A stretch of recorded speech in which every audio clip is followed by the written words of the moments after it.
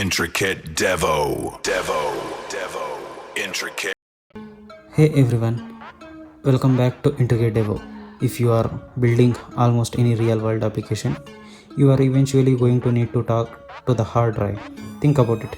Reading a configuration file, writing error logs, or processing data uploaded by your users. It all comes down to file handling. And today we are breaking down exactly how Java handles files from classic methods to advanced high performance asynchronous techniques. If you want to master Java backend development, you are in the right place. Before we dive into the code, make sure to hit the subscribe button, smash the like button and turn on notifications so you never miss our deep dives. Ready?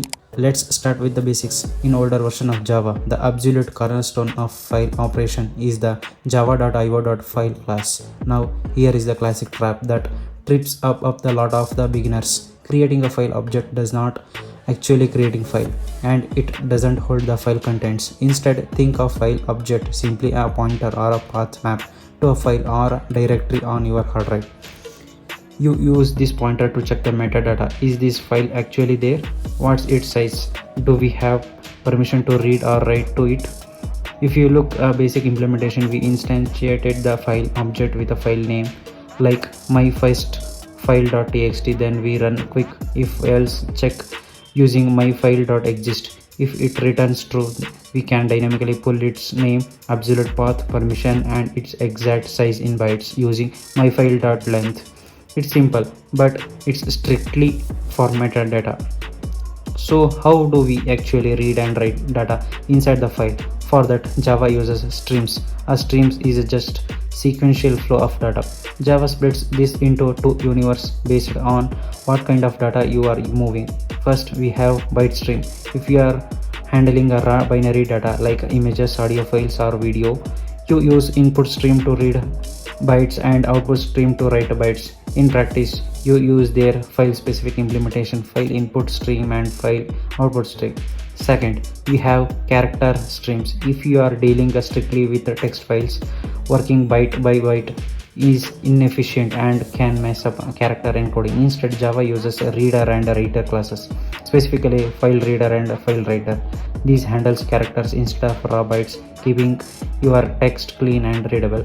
Now, while the traditional java.io package works fine, it has its limitations, especially around error handling and scalability.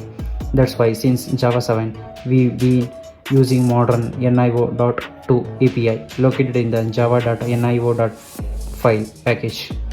If you are starting a brand new project today, this is what you should be using. The old file class is replaced by path interface, which represent the stream, which represent the system path. We use factory called path to easily initiate them. The real magic happens in the file utility class. Instead of writing a complex loops to read a text file, the files class gives you powerful single line static methods. Need to delete a file.delete. Want to read an entire file into memory instantly? Just call file.read all lines. It makes your code cleaner, safer, and much more modern. For the performance junkies out there, let's go step deeper into advanced territory. Standard streams read data byte by byte, which can cause massive performance bottleneck if you are transferring bulk data. To solve this, java.nio introduced channels and buffers. Think of a buffer like a temporary holding tank and FileChannel like a massive cargo pipe. Instead of moving data one drop at a time, channel dumps a massive block of data into a buffer all at once.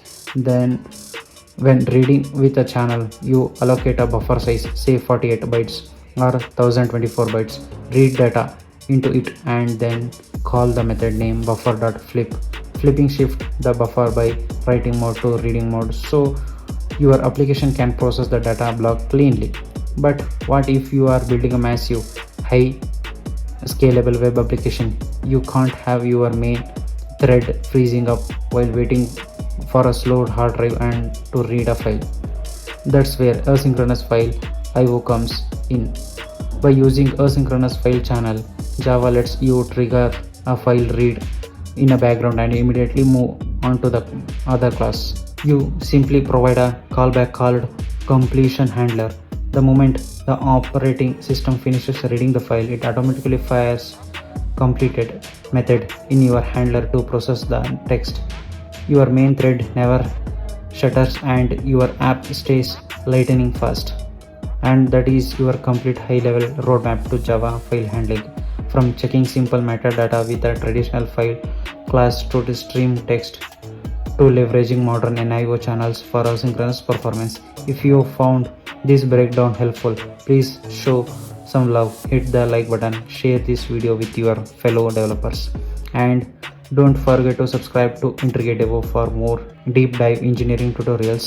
Drop a comment below if you want a dedicated step-by-step coding tutorial on asynchronous channel next. Thank you for watching. Happy coding, and I will see you in the next one.